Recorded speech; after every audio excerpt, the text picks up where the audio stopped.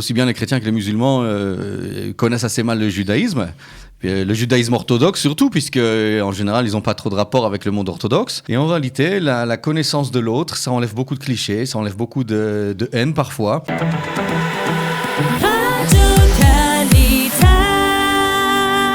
Les chrétiens et les musulmans sont-ils les ennemis du peuple juif ? Peut-on célébrer la Saint-Sylvestre ? Faut-il encourager le dialogue entre le judaïsme et les autres religions monothéistes ? Pour répondre à ces questions et à d'autres encore, je reçois ce matin Binyamin Kluger de l'association Yad Le'achim et qui milite pour le dialogue avec les autres religions. Binyamin, bonjour. Bonjour. Alors, sur votre page Facebook, et on voit... ici à l'écran, vous voyez en photo avec des prêtres, avec des imams, des photos qui surprennent. Vu votre aspect extérieur Haredi, vous êtes Chabad, je crois ? Oui. Alors, expliquez-nous, pourquoi vous maintenez des contacts étroits avec les représentants des autres religions ? Tout d'abord, les contacts que j'ai eus avec les autres religions, c'est par rapport à mon travail. Puisque mon travail, c'est de travailler contre la mission, contre les sectes. Et en réalité, on a des problèmes communs. C'est que les sectes n'attaquent pas seulement les juifs en Israël, ils attaquent aussi bien les minorités chrétiennes que musulmanes. Et donc, on a commencé à travailler ensemble pour éviter le développement des sectes, aussi en milieu chrétien et musulman, pour éviter ensuite que ça vienne aussi chez les Israéliens. Et donc, les rapports étaient d'abord professionnels. Et par ces rapports, on a commencé à se connaître aussi un peu mieux. Parce que souvent, il y a une méconnaissance de l'autre, et des stéréotypes, des a priori. Et en réalité, donc d'abord par le travail, ensuite on a eu une discussion, on a commencé à mieux se connaître. Et en réalité, la connaissance de l'autre, ça enlève beaucoup de clichés, ça enlève beaucoup de haine parfois. Et donc on arrive à mieux se connaître et surtout à voir qu'on a beaucoup de choses en commun, même si on a beaucoup de différences. C'est bien de mettre l'accent sur les différences, il y a aussi des choses en commun. Et donc, on peut toujours trouver des chemins d'entente sur beaucoup de sujets. Alors, vous parlez, qu'est-ce qu'il y a de commun, justement ? On sait que les religions monothéistes, on a la foi en un Dieu unique, mais au-delà de ça, quand vous allez les rencontrer à titre personnel, qu'est-ce qui vous rapproche ? Ce qui nous rapproche... En réalité, vous savez, il y a quelque chose de... C'est que moi j'avais un petit problème de santé, j'avais une espèce de arachnophobie assez légère. C'est la haine des araignées. Et en réalité, j'ai commencé à voir le problème d'une façon différente. C'est que j'ai commencé à apprendre sur les araignées. Et en apprenant sur les araignées, je me suis habitué aux araignées et ne plus en avoir peur. Et donc, en réalité, c'est de la même façon que par rapport aux êtres humains, quand on a peur de l'autre, quand on a des craintes par rapport vis-à-vis de l'autre, de mieux apprendre à les connaître, ça rapproche les gens. Et d'abord, de toute façon, c'est comme, par exemple, quand on est à Kalita, on a des rapports avec des gens d'horizons différentes parfois, et donc il y a des liens qui se créent. Et donc là, les liens qui étaient d'abord professionnels ont commencé à être des liens amicaux. Et je me rappelle quand je me suis marié, déjà il y a 23 ans, j'ai reçu des cadeaux de mes amis du monastère d'Abou Ghosh, par exemple, etc. Et puis, à la bar mitzvah de mon fils, il y avait un cher qui devait venir, mais qui avait décommandé au dernier moment pour des raisons de santé. Et voilà, les liens se créent automatiquement, je pense. C'est pas... Est-ce que pour vous, c'est aussi une manière de diffuser parce qu'on l'a dit, vous êtes Chabad, et Chabad a l'habitude de diffuser le judaïsme. On le voit, on l'a vu à Hanouka, où les Chabad allument des bougies dans les rues. Est-ce que pour vous, c'est aussi une manière de diffuser le message juif vers les autres religions, ce dialogue ? Oui, parce qu'en quelque sorte, plusieurs fois, j'ai vu que, par exemple, aussi bien les chrétiens que les musulmans connaissent assez mal le judaïsme. Le judaïsme orthodoxe surtout, puisque en général ils n'ont pas trop de rapport avec le monde orthodoxe, et donc ils ont des questions, et puis ils les posent, et puis alors ils commencent à mieux connaître le judaïsme, alors que je pense c'est assez spécifique d'Israël, parce que déjà en France par exemple, il n'y a pas ce problème-là. Je pense qu'il y a les relations judéo-chrétiennes, elles sont assez développées, de par le rabbinat déjà. Et puis, il y a même quelqu'un qui est préposé à ce sujet à l'archevêché en France. Et en Israël, vous êtes un peu un pionnier du dialogue judéo-chrétien ? Ah, je ne sais pas, je ne pense pas. Il y a quand même beaucoup d'Israéliens et de gens qui sont... Alors, dans le monde francophone, monde juif francophone, franco-israélien, il y a beaucoup vous le dénoncez, beaucoup de mythes anti-chrétiens que vous dénoncez, parce que pour beaucoup de gens ici, on a l'habitude que le christianisme, c'est encore l'ennemi. Alors, on a parlé de la Saint-Sylvestre, le jour de l'an, qui est en général vu comme un jour qu'il ne faut absolument pas célébrer, et vous vous insurgez contre ça. Expliquez-nous. C'est très simple, en réalité. Vous savez, quand on peut s'insurger pour un sujet ou contre un sujet, mais avant tout, il faut le connaître. Donc quand on vient et qu'on dit il faut surtout pas fêter la Saint-Sylvestre parce que c'est une fête chrétienne, les chrétiens ignorent que c'est une fête chrétienne. Je vais vous donner un exemple. Déjà, il y a un livre qui a été écrit sur le catholicisme, qui est le seul en hébreu, je pense, qui est du docteur Aviatar Marienberg, qui est juif. Et il explique que le dernier jour de l'année et le premier jour du calendrier n'ont aucune mashmaout, aucune signification religieuse pour l'Église. Et alors tout de suite les gens vont s'insurger, vont dire ah oui mais Sylvestre c'est quand même un saint de l'Église catholique. Oui mais il n'y a aucun rapport entre fêter la nouvelle année et la Saint-Sylvestre. Ce qu'il y a c'est que le dernier jour de l'année l'Église fête c'est pas vraiment une fête, c'est plutôt marque la Saint-Sylvestre. Comme tous les jours de l'année, il y a un saint, une sainte ou même des fois plusieurs qui sont mentionnés. Et donc il y a la providence a fait que le dernier jour de l'année, ce soit Saint-Sylvestre. Ça aurait été Frédéric, on aurait appelé ça la soirée de la Saint-Frédéric. Maintenant, Sylvestre, qui est un saint qui a un rapport avec l'Église catholique uniquement, n'est pas fêté par l'Église russe, qui fête, oui, la nouvelle année. Elle n'est pas fêtée par les protestants, qui fêtent aussi la nouvelle année, par exemple, aux États-Unis. Donc, et puis, il y a d'autres pays qui sont pas chrétiens aussi, qui vont fêter la nouvelle année, comme la Thaïlande, etc. Le Japon.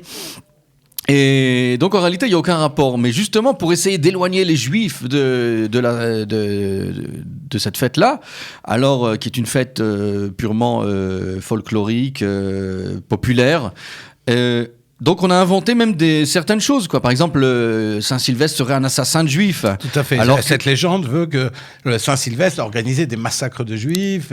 C'est l'ennemi, en fait. Voilà. Alors qu'en réalité, historiquement, il y a rien là-dessus. Il y a même David Katz de l'université de Tel Aviv qui avait fait un papier là-dessus pour montrer que il savait pas du tout d'où venait cette information, puisqu'on ne trouve rien au point de vue historique. On sait très peu de choses sur Sylvestre. Sur Sylvestre lui-même. Ensuite, donc on a essayé même d'inventer que les chrétiens avaient une fête spéciale avec les tonneaux qui dansaient, etc., etc. On trouve rien non plus dans aucune encyclopédie, même sur le net, même sur Google si on cherche, à part dans des sites Haredi. Et donc en réalité, il faut déjà savoir que c'est une fête qui a aucun rapport avec le christianisme, et que bon, si c'est appelé Saint-Sylvestre, c'est à cause parce que ça arrive en même temps.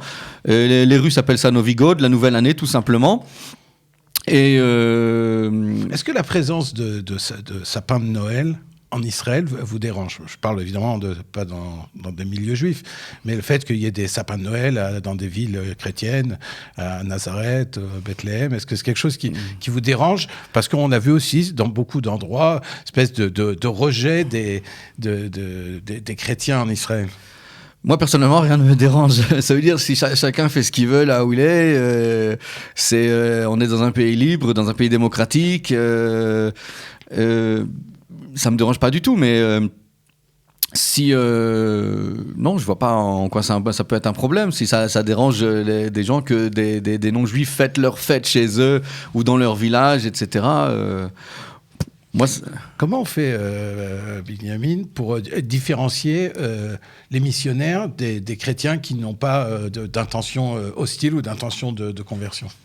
Bien, tout d'abord, les églises officielles, de temps en temps, ça arrive qu'on travaille ensemble. Les églises officielles n'ont pas d'organisation missionnaire en Israël. En général, en plus, si on prend l'église catholique, depuis Vatican II, ils ne s'occupent plus ni des juifs ni des musulmans, des gens qui croient en un seul Dieu.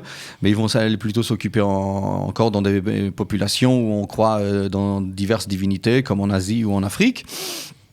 Donc à ce niveau-là, on n'a vraiment pas de problème avec eux, mais on a un ennemi commun qui sont les missionnaires qui essayent de nous attraper aussi bien nous que eux.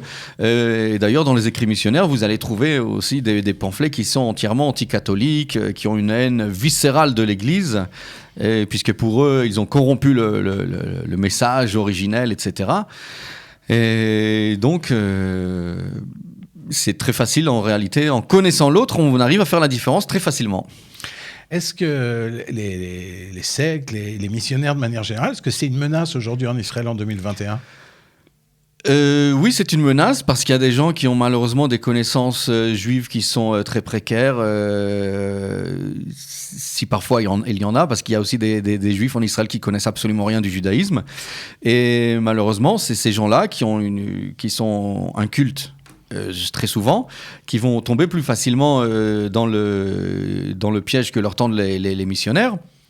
Maintenant, aujourd'hui aussi, vous avez énormément de propagande qui est effectuée sur les réseaux sociaux, sur Facebook, sur YouTube, sur TikTok, etc. Et s'il y a 20 ans...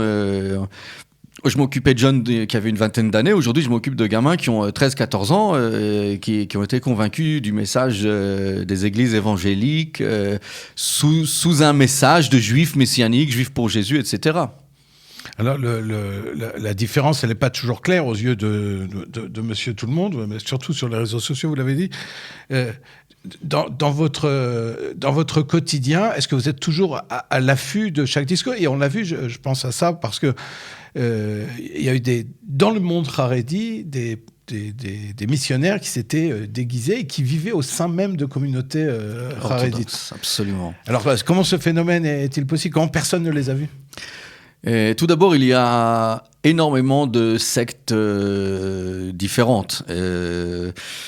Il y a eu un mouvement, justement, il y a eu beaucoup de chrétiens qui s'identifient au mouvement sioniste. Donc, on connaît les chrétiens sionistes. Donc, on a vu par le passé des gens qui ont essayé d'infiltrer des communautés orthodoxes, juives orthodoxes, aval sionistes. On a trouvé des gens comme ça à Itamar, à Eli, à Kochav Yaakov, etc. Et les Hazar. Dans le monde orthodoxe, c'est plutôt un nouveau phénomène. Mais maintenant, on est au courant, on ouvre l'œil. En réalité, c'est très problématique parce qu'il vous suffit tout simplement d'approcher une nouvelle communauté juive, de dire que vous êtes juif, que vous faites tchouva, que vous vous rapprochez de Dieu, que vous essayez de vous rapprocher de Dieu. On ne vous demande pas en général un certificat de judaïcité pour intégrer une communauté juive. Et donc, ces gens, au bout d'un an, 2 ans, ils peuvent avoir un certificat de judaïté de la part du rabbin qui dit « Oui, je le connais très bien, il a avancé dans le judaïsme, etc. » Et avec ça, il va faire son alia en Israël. Et c'est le cas qu'on a eu récemment avec Michael El Cohen, ensuite avec, on a eu Jeff Edelman, etc. Mais on arrive grâce à Dieu, on arrive quand même avec nos services de renseignement, si on peut dire, à les atteindre. Alors pour terminer sur une note plus optimiste, donc là on est à quelques jours des fêtes de fin d'année. Quel est le message en fait que vous voulez faire passer ici au sein de la communauté franco-israélienne auprès des juifs français, quoi. Donc de ne pas avoir peur, de ne pas craindre les symboles de Noël et donc du jour de l'an. Quand ce sont des symboles qui sont faits chez les non-juifs, etc., bon, moi, ça me fait pas peur. Je vois pas non plus pourquoi il faudrait en avoir peur. Mais tout simplement, le nouvel an qui a aucun rapport avec le christianisme, s'il y a un pot de la nouvelle année au travail, il y a aucun problème d'y participer. Il y a aucun problème de souhaiter la nouvelle année à ses collègues, etc. Et voilà, et qu'on passe une bonne année civile. Merci Binyamin d'avoir accepté mon invitation et d'être venu au studio. Et donc, bonne année 2022. Merci, à vous aussi.